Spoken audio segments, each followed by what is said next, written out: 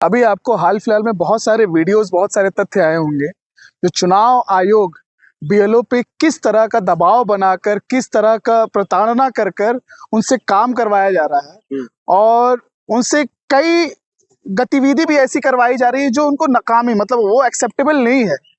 और उस चीज की दबाव को लेकर कम से कम अभी तक 20 से 22 बीएलओ अपनी जान दे दिए हैं। तो ये सरकार पे और खास करके चुनाव आयोग और खास करके ज्ञानेश कुमार पे एक सवाल है कि आखिरकार आप अभी तक टिप्पणी नहीं दिए, देश के गृह मंत्री अभी तक कोई टिप्पणी नहीं दिए, देश के प्रधानमंत्री अभी तक कोई टिप्पणी नहीं दे रहे। ये तो बहुत ही समझिए कि दुर्भाग्यपूर्ण है कि देश में ऐसी गतिविधियां हो रही है, देश में ऐसे हालात बन जा रहे हैं कि बीएलओ अपने जान दे रहे हैं। और आखिरकार एसआईआर कराने, मुझे एक बात बताओ, एसआईआर अगर करा रहे हैं तो सबसे पहले तो ये सरकार जो बनी हुई है, अभी चुनाव से जीतकर इन्होंने, भाजपा ने अपनी सरकार बनाई सेंट्रल में, तो ये सबसे पहले इस्तीफा दे, राष्ट्रपति शासन लगाए, उसके बाद एसआईआर कराए। एसआईआर अचानक से क्यों कराया जा रहा?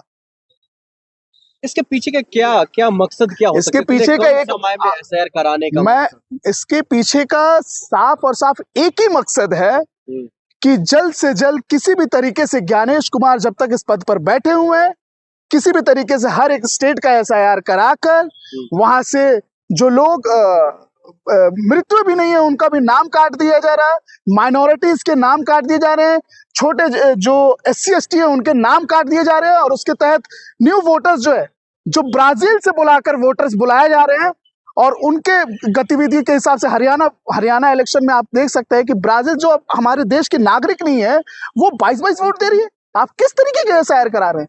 आप बिहार इलेक्शन में 70 लाख वोट काट दिए। जो लोग व्यक्ति वहां पे जिंदा है, जो व्यक्ति 40 साल से वहां पे रह रहा है, आप उसके वोट काट दे रहे। कैसा एसआईआर है? और आपके एसआईआर के तहत यहाँ पे बीएलओ अपने जान दे रहे हैं। आप कैसे, किस टाइप का प्रेशर आप बना रहे हैं बीएलओ पे? कैसे बीएलओ पे प्रेशर बना रहे हैं?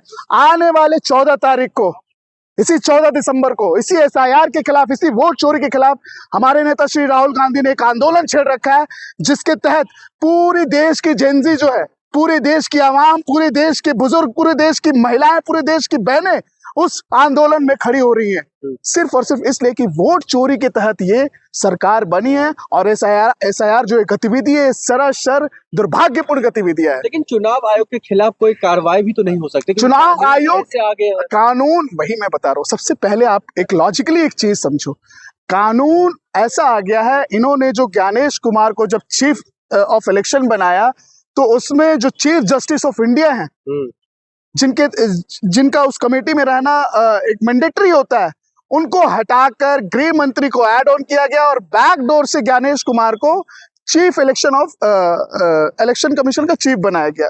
उसके बाद आपको पता होना चाहिए कि ज्ञानेश कुमार व्यक्ति है कौन। ज्ञानेश कुमार पर्सनल सेक्रेटरी, सह सचिव जो था, सचिव अमित शाह का सह सचिव था। बताइए, तो उस व्यक्ति से आप क्या ही उम्मीद कर सकते हो? लेकिन ये तो उम्मीद कर सकते हैं निष्पक्ष चुनाव का, जो वो लगातार दावा कर रहे हैं।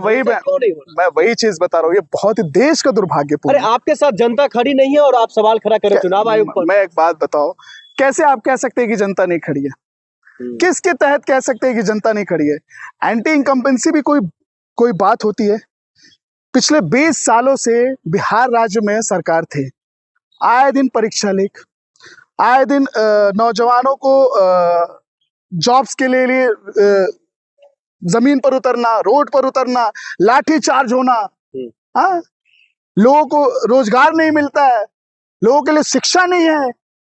बिहार की सरकार, स्कूल की हालात कैसी थी सबके सामने है, प्रदर्शित किया गया है। वहां की जनता इसका सबूत है। आज चुनाव के बाद, सरकार बनने के बाद जनता रोड पर है कि आखिरकार ये हुआ कैसे? लेकिन हम लोग अभी मौजूद है यहाँ पर, रेखा गुप्ता जी की सरकार है और रेखा गुप्ता पॉल्यूशन को लेकर खासतौर पर कुछ उतने बड़े स्तर पर कोई एक्शन लेती हुई दिखाई नहीं दे रही। इसको कैसे देख रहे हैं? मैं बहुत सीरियस इशू है ये, बहुत सीरियस इशू है ये। दिल्ली हमारे देश का राजधानी है और आज ये गैस चेंबर का कैपिटल हो चुका है। आज आप देख सकते हैं कि आज का जो एक्यूआई लेवल है वो 500 क्रॉस है। जो दिल्ली के आला डॉक्टर हैं वो ये निर्देश दे रहे हैं कि जितने भी जल्द हो सके दिल्ली की जो हमारी हमारी बहनें हैं, प्रेग्नेंट महिलाएं जो हैं, बच्चे खास करके किड्स जो हैं, बुजुर्ग जो हैं, वो दिल्ली छोड़ दें। और मुझे ये समझ में नहीं आ रहा कि जैसे रेखा गुप्ता जी नाम चेंज कर रही हैं तो वो ये सोच के टिपिकल माइंडसेट बना के रखी हैं कि अगर दिल्ली का नाम मेघालय कर दिया जाए तो शायद एक्यूआई लेवल घटकर 50 पर आ जाएगा। तो रेखा गुप्ता जी, आपसे बहुत विनम्र निवेदन है कि आप दिल्ली के नागरिकों के लिए, खास करके आपके अंदर थोड़ा सा एक होता है शेमलेस, शर्म बचा होना चाहिए कि आए दिन दिल्ली में प्रदूषण की वजह से कई लोग मरीज बन रहे हैं, कई लोग मरीज बन रहे हैं। ये बहुत सीरियस इशू है, लेकिन इस पर सरकार कोई गतिविधियां नहीं है सरकार की। रेखा गुप्ता जी तो कह रही है ना, जब से हमारी सरकार बनी है 25 की पॉल्यूशन कितना हमने कम कर, बिल्कुल गलत। अगर रेखा गुप्ता जी की सरकार बनी है और उसके बाद पिछले 10 साल से सरकार आम आदमी पार्टी की थी, इन्होंने कोई एक वेल प्लान्ड नहीं सजाया दिल्ली के लिए कि प्रदूषण से कैसे लड़ना है दिल्ली में। इन्होंने कोई प्लान नहीं सजाया और इन्होंने कई वायदे किए थे, कई प्रॉमिसेस कर कर सरकार आई और सरकार में आने के बाद इन्होंने ऐसे ऐसे वादे किए थे कि जहां झुग्गी होगी वहां मकान होगा, लेकिन जहां झुग्गी हुई वहां मैदान होगा। 50,000 घर तोड़े इन्होंने। और इन्होंने ये भी वादा किया था कि जमुना साफ करेंगे। आज जमुना जाके देख लो तो ऐसा लगता है कि बर्फ का रेत बना हुआ। उन्होंने ये भी वादे किया था कि प्रदूषण के खिलाफ दिल्ली में एक अलग मुहिम छेड़ी जाएगी, लेकिन आज प्रदूषण नहीं, आज तो ये मौत का शहर बन चुका है। आप क्या इसको मजाक में ले रहे हैं? ये बहुत सीरियस, बहुत कन्वीनियंट समझिए इशू है। इसको लोगों को सीरियस लेना पड़ेगा। आज आए दिन देखिए हर जगह प्रदर्शन हो रहा है, हर जगह प्रदर्शन हो रहा है, लेकिन इनको कोई मतलब नहीं है। इनको सत्ता में आना था, सत्ता में बैठना था, सत्ता में बैठ चुकी है। और सो कोल्ड मुख्यमंत्री जिनको ये नहीं पता है कि ग्राफ 3 में स्कूल बंद कैसे होते हैं, जिनको ये स्टेटमेंट देने में झिझक नहीं होती कि आखिरकार 70 साल में उन्होंने वोट चोरी की थी, तो हमें कुछ दिन वोट चोरी करने में क्या ही फर्क पड़ जाएगा, तो उनसे क्या ही उम्मीद कर सकता है। लेकिन रेखा गुप्ता जी से तो ये उम्मीद कर ही सकते हैं ना, जो महिलाओं की बात वो करती है। किन महिलाओं की बात करती हैं? कौन सी ऐसी रेखा गुप्ता जी का आप एक काम मुझे काउंट करा दो, कौन सा ऐसा अभी दिल्ली के लिए उन्होंने एक काम अच्छा किया? एक काम अच्छा किया बताओ, यही काम अच्छा किया कि अतिक्रमण हटाया, ये काम अच्छा नहीं? क्या अतिक्रमण हटाया? जो पिछले 50 सालों से अपने मेहनत का, मुशक्कत का पसीना बहाकर उन्होंने जिस घर को बनाया, वो अतिक्रमण हटाया? तो अगर अतिक्रमण हटाया तो उन्होंने सरकार से आने से पहले इन्होंने क्यों वादे किए थे कि जहां झुकी होगी वहां मकान होगा? मतलब आपके वायदे जुमलेबाज हैं। आपके गृह मंत्री अमित शाह हमेशा से कहते आए कि भाजपा की जितने भी वायदे हैं वो जुमले हैं, तो ये भी जुमला था। आज जो है सबसे महत्वपूर्ण जो इशू है वो है दिल्ली का प्रदूषण।